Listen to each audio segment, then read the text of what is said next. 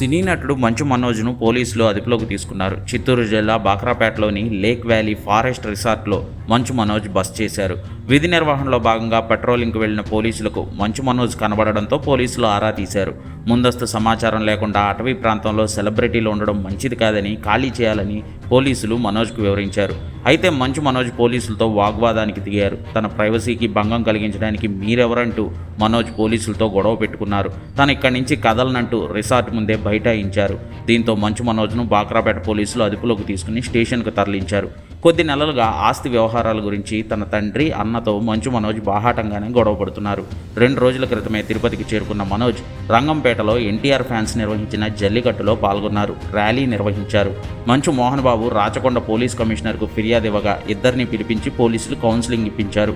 జర్నలిస్టుపై దాడి కేసులో మంచు మోహన్ బాబు న్యాయ పోరాటం చేస్తుండగా ప్రస్తుతం ఆయన రంగంపేట సమీపంలోని విద్యానికేతన్లోనే విశ్రాంతి తీసుకుంటున్నట్లు సమాచారం. మరి మనోజ్ను ముందు జాగ్రత్తగా పోలీసులు అదుపులోకి తీసుకున్నారా, లేదా అటవీ ప్రాంతంలో ఉన్నాడని అదుపులోకి తీసుకున్నారా తెలియాల్సి ఉంది.